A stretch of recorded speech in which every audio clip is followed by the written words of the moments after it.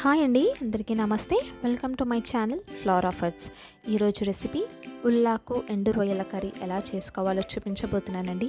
ఈ కర్రీ చపాతీస్లోకి, రోటీస్లోకి, వేడివేడి రైస్లోకి చాలా టేస్టీగా ఉంటుంది. చాలా సింపుల్గా, చాలా టేస్టీగా ప్రిపేర్ చేసుకోవచ్చు. ఇంకా లేట్ చేయకుండా ఈ టేస్టీ కర్రీని ఎలా చేసేయాలో చూసేయండి. ముందుగా ఉల్లాకుని ఇలా ఫ్రెష్గా ఉన్న ఉల్లాకుని తీసుకోండి. ఆ తర్వాత ముందుగా ఇలా ఉల్లాకులో ఉన్న ఎడ్జెస్ని కట్ చేసి పక్కకు పెట్టుకోండి. ఆ తర్వాత ఇలా చిన్న చిన్న ముక్కలుగా కట్ చేసుకోవాలి. ఈ విధంగా ఉల్లాకుని ఇలా చిన్న చిన్న ముక్కలుగా కట్ చేసుకొని 2 లేదా 3 సార్లు శుభ్రంగా కడిగి ఈ విధంగా పక్కకు పెట్టుకోండి. ఆ తర్వాత ఒక 50 గ్రాముల ఎండు రొయ్యలు ఉండండి. చిన్న ఎండు రొయ్యలు ఇవి. ఇలా శుభ్రంగా తల, కాళ్ళు అన్నీ శుభ్రంగా తీసేసి ఒక ప్యాన్లో వేసుకొని బాగా ఫ్రై చేసుకోండి. మంటని మీడియం ఫ్లేమ్లో పెట్టుకొని బ్రౌన్ కలర్ వచ్చేంత వరకు బాగా వేయించుకోండి.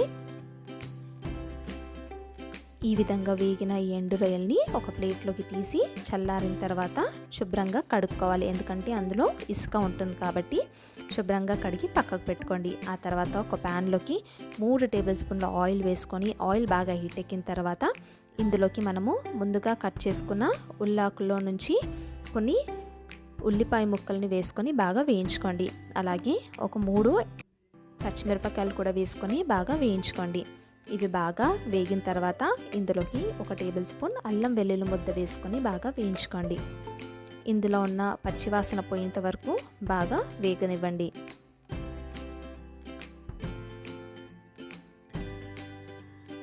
ఆ తర్వాత మనం ముందుగా శుభ్రంగా కడిగి పెట్టుకున్న ఉల్లాకుని ఇందులోకి వేసుకొని బాగా మిక్స్ చేసుకోండి.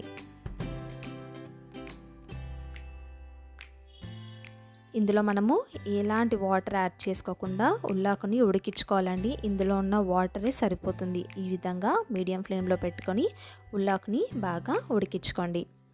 ఇలా కొద్దిగా ఉల్లాకు అనేది కొద్దిగా ఉడికిన తర్వాత ఇందులోకి 1/2 టీ స్పూన్ పసుపు,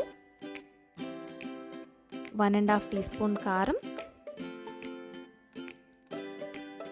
1 టీ స్పూన్ ధనియాల పొడి, రుచికి సరిపడా ఉప్పు వేసుకొని ఒకసారి బాగా కలుపుకోండి. ఇలా అన్నీ కలిసేలాగా ఒకసారి కలుపుకొని మూత పెట్టి మీడియం ఫ్లేమ్లో బాగా మగ్గించుకోండి. ఇలా బాగా మగ్గించుకున్న తర్వాత మరొకసారి ఈ విధంగా కలుపుకొని ఒక 2 మీడియం సైజు టమాటో ముక్కల్ని యాడ్ చేసుకోండి. ఇప్పుడు మరోసారి మూత పెట్టి 3 నిమిషాలు టమాటాలని బాగా మగ్గించుకోవాలి. 3 నిమిషాలు అయిన తర్వాత మూత తీసి ఒకసారి మిక్స్ చేసుకోండి. ఈ విధంగా టమాటాలు మగ్గిన తర్వాత ఇందులోకి 1 teaspoon garam masala powder వేసుకొని బాగా మిక్స్ చేసుకోండి.